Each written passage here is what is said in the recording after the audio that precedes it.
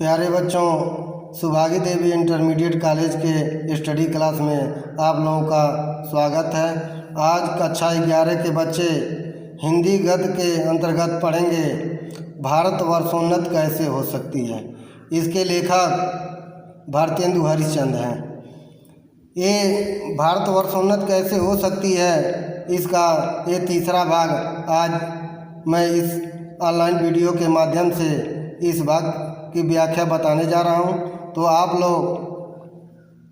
लोग इस भारत वर्षोन्नत कैसे हो सकती है, इसके दो भाग को आप लोग पढ़ चुके होंगे। अब यह तीसरा भाग आप लोगों को तीसरे भाग की व्याख्या बताने जा रहा हूँ। तो आप लोग देखा पहले, अब भी तुम लोग अपने को न सुधारो तो तुम ही रहो। वह सुधारना भी ऐसा होना चाहिए कि सब बात में उन्नत हो। कह रहे हैं, हे भारतवासी, हे भारत के लोग, भारतेंदु जी कह रहे हैं, हे भारतवासी, हे भारत के लोग, अब भी तुम लोग अपने को न सुधारोगे, अब भी तुम लोग नहीं सुधरोगे तो वह सुधरना भी है तो हम क्या कर सकते हैं। लेकिन अगर सुधारो तो तुम ही रहो। यदि अपने को सुधारो तो तुम ही रहो। वह सुधरना भी है ऐसा होना चाहिए कि सब बात में उन्नति हो। ऐसे सुधरो कि सब हर जगह से उन्नति करो। हर जगह से उन्नत करने का अर्थ ये है, अच्छे कर्म करो और अधीनता को स्वीकार न करो।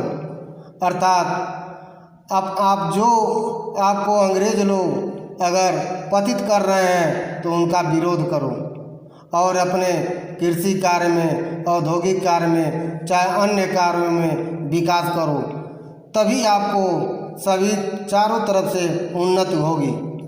धर्म में, घर के काम में, बाहर के काम में, रोजगार में, शिष्टाचार में, चाल चलन में, शरीर में, बल में, समाज में, युवा में, वृद्ध में, स्त्री में, पुरुष में, अमीर में, गरीब में, भारतवर्ष की सब अवस्था, सब जाति, सब देश में उन्नत करो। फिर आगे नीचे लिखे हैं कि सब बातों में उन्नति हो, लेकिन कहाँ हो, आप धर्म में भी उन्नति करें। जिस धर्म जाति के हैं उस अपने धर्म जाति को उन्नत करें। अर्थात जिस धर्म को मानने वाले हैं उस धर्म को पूर्ण रूप से मानें, अन्य लोगों को भी सहयोग करें। उस धर्म को मानने के लिए बाध्य न करें, बल्कि उनका सहयोग करें। घर के कामों में, जो भी आप घर के काम करते हैं उस घर के कामों में अपनी सहभागिता दें। बाहर के कामों में भी जो आपके द्वारा काम हो रहा है उस कार्य को निष्ठापूर्वक करें। रोजगार में अगर आप कोई रोजगार का कार्य कर रहे हैं तो उसमें अन्य लोगों को भी रोजगार दें। शिष्टाचार में अगर शिष्टाचार की बातें हो रही हैं तो जहाँ भी रहें शिष्टाचार की बातें बताएं, अर्थात उसमें भी उन्नति करें। चाल चलन में आप अपने चरित्र का भी निर्माण करें, अर्थात आपका चरित्र अच्छा हो। शरीर में ऐसा नहीं है जो इन सब में ध्यान दे रहे हैं, आपका शरीर रोगग्रस्त है तो ऐसा ना हो। आप शरीर पर भी ध्यान दें, शरीर भी स्वस्थ रखें। इस तरह बल में, समाज में अपने शरीर जब स्वस्थ रहेगा तो आपके आत्मबल अपने आप बढ़ता रहेगा। और समाज का भी उन्नत करें। युवाओं में भी उन्नत के मार्ग बताएं, युवाओं को भी प्रेरित करें, वृद्धों को भी प्रेरित करें और स्त्रियों को भी अपने कर्म के प्रति, अपने कार्य के प्रति प्रेरित करें और पुरुषों को भी प्रेरित करें। अमीरों को भी, अमीरों में, गरीबों में, अर्थात हर अवस्था में, हर जगह, हर धर्म, हर कार्य में उन्नत करेंगे तभी भारतवर्ष की सब अवस्थाओं, सब जात, सब देश में उन्नत होगा। आगे देखें, सब ऐसी बातों को छोड़ो जो तुम्हारे इस पथ के कंटक हों। जो तुम्हारे इन जो भी बातों को बताया गया है, अगर इस कार्य में जो बाधक सिद्ध होते हैं उस कार्य को छोड़ दो, जो रुकावट पैदा करते हैं उस कार्य को छोड़ दो। चाहे तुम्हें लोग निकम्मा कहें या नंगा कहें, क्रिस्तान कहें या भ्रष्ट कहें, तुम केवल अपने देश की दीन दशा को देखो और उनकी बात मत सुनो।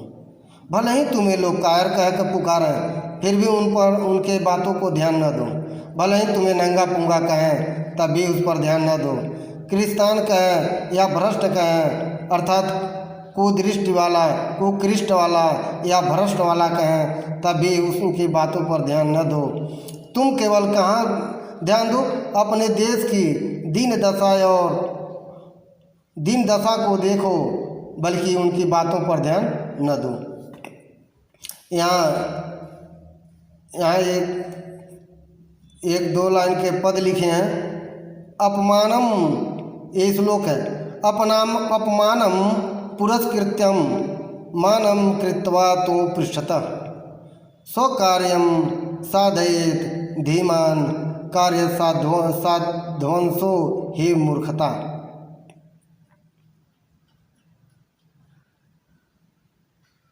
यानी ये कहा जा रहा है, अपमानम पुरस्कृत्यम मानम कृत्वा तु पृष्ठतः। अगर तुम्हारा कोई अपमान करे या तुम्हें कोई पुरस्कृत करे या तुम्हारे मान सम्मान को रखे या तुम्हारे मान सम्मान को गिराए कोई, अर्थात तुम्हारा कोई अपमान करे या तुम्हें पुरस्कृत करे, सो कार्यम साधते, अपने कार्य को करते रहना चाहिए।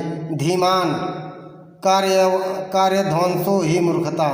अच्छा, धैर्यवाद कार्य ध्वंसो ही मूर्खता, अर्थात मूर्ख लोग का क्या काम है? तुम अगर काम कर रहे हो तो उसको अपमानित करेंगे। और धीमान धैर्यवान लोग क्या करते हैं? चाहे आपको कोई अपमानित करे या पुरस्कृत करे, लेकिन सभी अपने कार्य धैर्यपूर्वक करते रहते हैं। वे अपने जो भी कर्म है उसको धैर्यपूर्वक करते रहते हैं। लेकिन भले ही मूर्ख लोग तुम्हारे कार्यों को देखकर तुम्हारे कर्म को की अपमान करते रहें, तुम्हारा अपमान करते रहें। तो आगे आप लोग देखिए, जो लोग अपने को देश हितैषी लगाते हैं, वह अपने सुख को होम करके, अपने धन और मान बलिदान करके कमर कस के उठो। फिर यहाँ से देखा, जो लोग अपने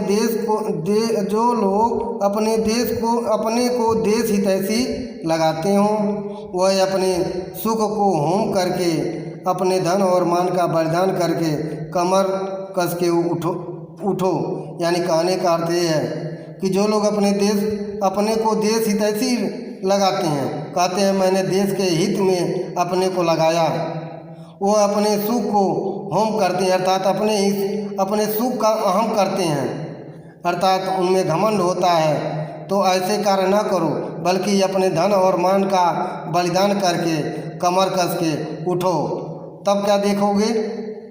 देखा देखी थोड़े दिन में सब हो जाएगा। अर्थात जब तुम अपने कार्य क्षेत्र में आगे बढ़ोगे, अपने कमर कस के आगे बढ़ोगे, तो तुम्हारे पीछे तुम्हारे पथ पर आने वाले बहुत से लोग आज खड़े हो जाएंगे, बहुत से लोग तुम्हारे पीछे आने लगेंगे। अपनी खबरियों के मूल कारणों को खोजो। ये जो खबरी वाले हैं, जो इधर से का खबर उधर पहुंचाते हैं, उनका मूल कारण क्या है उसका तुम खोज करो। कोई धर्म की आड़ में, कोई देश की चाल की आड़ में, कोई सुख की आड़ में छिपे हैं। देखो ये लोग कहाँ कहाँ छिपे हैं। कोई धर्म की आड़ में छिपा है, कोई देश की चाल की आड़ में छिपा है, तो कोई सुख की आड़ में छिपा है। और जब तुम अपने धन और मान सम्मान के साथ देश के प्रति अपने बलिदान करोगे या देश के प्रति अपने कर्म को करोगे, तो ये लोग जो धर्म की आड़ में छुपे हैं, अपने वहाँ से वे लोग तुम्हारे पीछे पीछे आने का प्रयास करेंगे। जो देश की आड़ में छिपे हैं वहाँ से निकल कर तुम्हारे पीछे पीछे चलेंगे। जो सुख की आड़ में छिपे हैं वहाँ से वे निकल कर तुम्हारे पीछे पीछे चलेंगे। उन चोरों को वहाँ से पकड़ कर लाओ और उनको बांध कर कैद करो। जो ये लोग छिपे हैं ऐसा नहीं पकड़ पकड़ कर हाथ से ले आओ, बल्कि अपने सही देश के प्रति अपने कर्तव्य को करो। ये खुद तुम्हारे पीछे पीछे आएंगे और ये आने के लिए बाध्य हो जाएंगे और तुम्हारा साथ देने के लिए तैयार भी हो जाएंगे। इस समय जो जो बातें तुम्हारी उन्नत पथ की काटा हूँ उनकी जड़ खोद कर फेंक दो।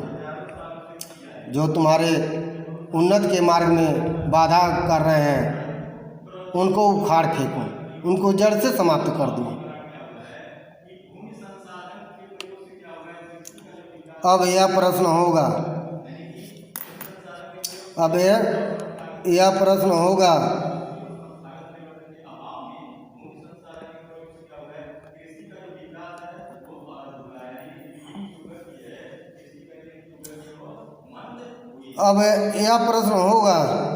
कि भाई हम तो जानते ही नहीं कि उन्नति और सुधारना किस चिड़िया का नाम है। लोग ये कहेंगे अच्छा आप ये बताइए कि उन्नति और सुधारना किस चिड़िया का नाम है, किसको अच्छा समझें, क्या लें क्या छोड़ें। तो कुछ बातें तो इस शीघ्रता से भरे ध्यान में आती हैं कि उनको मैं कहता हूँ सुनो। बहुत लोग आपसे क्वेश्चन करेंगे ये उन्नत किस चिड़िया का नाम है, कैसा उन्नत होती है। तो जब आप कर्म करेंगे देश हित में अपने को लगाएंगे तो खुद वे लोग उन लोगों को समझाएंगे देखो मैंने ये कर्म किया, मैंने ये कार्य किया, ये कार्य तुम लोग भी करोगे तब वो आप उन्नत कर सकते हैं। कहीं किसी का चिड़िया का नाम नहीं होता बल्कि करके दिखाना होता है। सब उन्नत का मूल धर्म है। लेखक ये कहना चाह रहा है कि जितनी उन्नतियां हैं, जितने विकास हैं, उन सब का मूल, उन सब का जड़ क्या है, धर्म है। यानी धर्म के पद पर रहो और अपने कर्म को करो, उन्नति तुम्हारे पैरों को चूमेगी। इससे सबके पहले धर्म की ही उन्नत करनी उचित है। देखो यानी कहने का अर्थ अन्य सब के उन्नत करने से पहले आप धर्म की उन्नत करें। जब धर्म की उन्नत करेंगे, आपके धर्म की उन्नति होगी तो बाकी उन्नति धीरे धीरे होती जाएगी। देखो अंग्रेज़ों की धर्म नीति राजनीति परस्पर मिली है। अंग्रेज़ों को देखा जाए तो लोग क्या किए, पहले उन लोगों का पहला विकास था कि ज़्यादा से ज़्यादा संख्या में लोगों को ईसाई धर्म स्वीकार कराया जाए। वे लोगों का क्या मूल उद्देश्य था, ये ज़्यादा से ज़्यादा लोग ईसाई धर्म स्वीकार करें। जब ईसाई धर्म स्वीकार करेंगे तो हमारे विचारों को जानेंगे। जब हमारे लोग विचारों को जानेंगे तो हमारे उद्देश्यों को जानेंगे और उसके बाद वे लोग हमारी बातों को मानेंगे भी। अब वो धर्म करते करते राजनीति भी करने लगे। इस प्रकार धर्म और राजनीति परस्पर मिली है।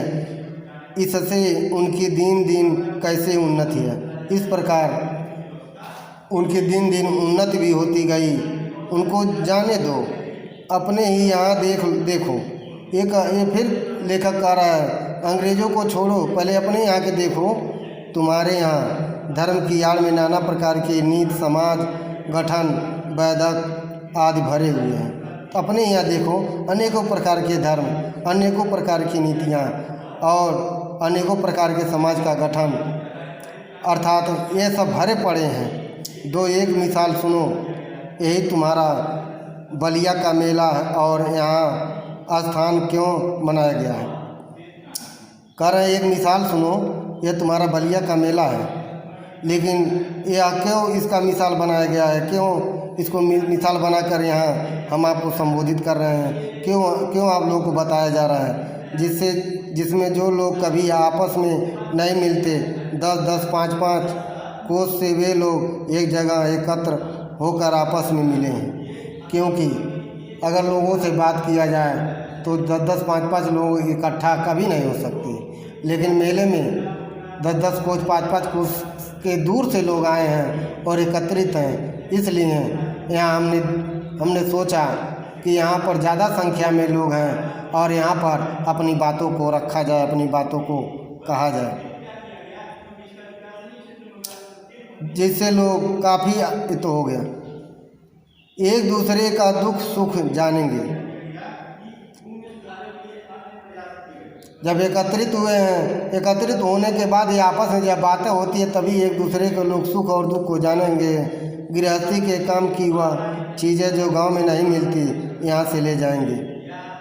जो घर के यूज के लिए, जो घर में उपयोगी वस्तुएं उनके यहाँ नहीं मिलती, वे इस मेले से खरीद कर ले जाएंगे और उसका उपयोग करेंगे। एक एकादशी का व्रत क्यों रखा, जिसमें महीने में 2-1 उपवास से शरीर शुद्ध हो जाए। लोग एकादशी का उपवास क्यों रखते हैं? क्योंकि महीने में कम से कम 1 या 2 दिन आपका शरीर शुद्ध रहे। शुद्ध रहे का अर्थ क्या है?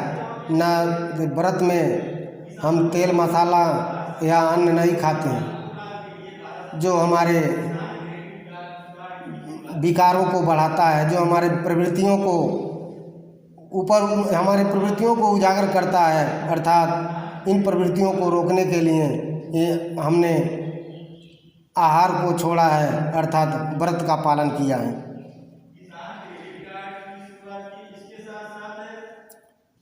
जिससे शरीर शुद्ध हो जाएगा। गंगा जी नहाने जाते हैं तो पहले पानी सिर पर चढ़ाकर तब पैर पर डालने का विधान क्यों है? ये कह रहे हैं, अच्छा ये बताइए, गंगा नहाने जाते तो पहले जल को सर पर क्यों चढ़ाते हैं, फिर उसके बाद पैरों पर डालते हैं, जिससे तलुए से गर्मी सिर में चढ़कर विकार न उत्पन्न करे।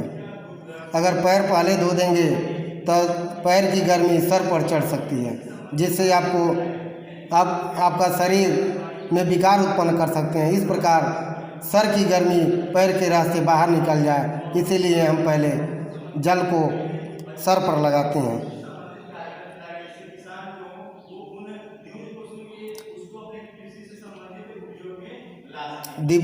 दिवाली इसी हेतु है कि इसी बहाने साल भर में एक बेर तो सफाई हो जाए। दिवाली क्यों मनाया जाता है? कम से कम दिवाली जो है जानते ही होंगे आप, स्वच्छता का प्रतीक है। दिवाली के दिन देखते होंगे पूरे घर को साफ़ सुथरा किया जाता है, तो कम से कम साल में एक बार ज़रूर आप घर की सफाई, पूरे घर की पूरी तरह से सफाई कर लें। होली इसे हेतु कि बसंत की बिगड़ी हवा स्थान स्थान पर अग्नि जलने से स्वच्छ हो जाए। और क्या होता है, होली क्यों मनाते हैं कि बसंत की बिगड़ी हवा जो होती है हमारे होलिका दहन से के अग्नि में जलकर वह स्वच्छ हो जाए। यही त्यौहार ही तुम्हारी म्यूनिसिपालिटी है। यही त्यौहार तुम्हारा क्या है? म्यूनिसिपालिटी है, अर्थात जो हर तरह से ये त्यौहार क्या है? यही त्यौहार ही तुम्हारी म्यूनिसिपालिटी है, अर्थात यही त्यौहार तुम्हारे स्वच्छता के प्रतीक है। अर्थात इन त्योहारों के माध्यम से तुम अपने घर को स्वच्छ करते हो, वातावरण को स्वच्छ करते हो, शरीर को स्वच्छ करते हो और शुद्ध करते हो। ऐसे सब पर्व, सब तीर्थ, व्रत आदि में कोई हिकमत है, यानी इन सब व्रतों में, तीर्थों में और पर्वों में कोई न कोई हिकमत का अर्थ है तुम्हारे भलाई के लिए ही है। उन लोगों ने धर्म नीति और समाज नीति को दूध पानी की भांति मिला दिया है। अंग्रेज क्या किए हैं? आपके धर्म नीति को और सामाजिक नीति को ऐसे मिला दिया है जैसे दूध और पानी को मिलाकर एक कर दिया जाता है। और खराबी जो बीच में भई है वह यह है कि उन लोगों ने ये धर्म क्यों मान लिए थे कि इसका लोगों ने मतलब नहीं समझा और इन बातों को वास्तविक धर्म मान लिया। भाइयों, वास्तविक धर्म तो केवल परमेश्वर के चरण कमल का भजन है। लेखक ये कहना चाह रहा है, आखिर लोग धर्म क्यों मान रहे थे? धर्म का मूल मानना, पर्व का मूल मानना, व्रत का पालन करना, ये है। व्रत करने से शरीर शुद्ध होता है, पर्व मनाने से घर की सफाई हो जाती है, वातावरण की सफाई हो जाती है। इस प्रकार धर्म, व्रत, ये सब पर्व को मनाना चाहिए। और वास्तविक तो धर्म ये है, लेखक ये कहना चाह रहा है, वास्तविक धर्म क्या? वास्तविक धर्म ये है कि हम प्रभु के चरणों, कमल चरणों का भजन करें। लेकिन साथ साथ आपको पर्व और त्यौहार और व्रत को भी धारण करना चाहिए, क्योंकि भक्ति भजन के साथ अपने शरीर के, अपने वातावरण की और घर को भी शुद्ध रखना अनिवार्य है। तो बच्चों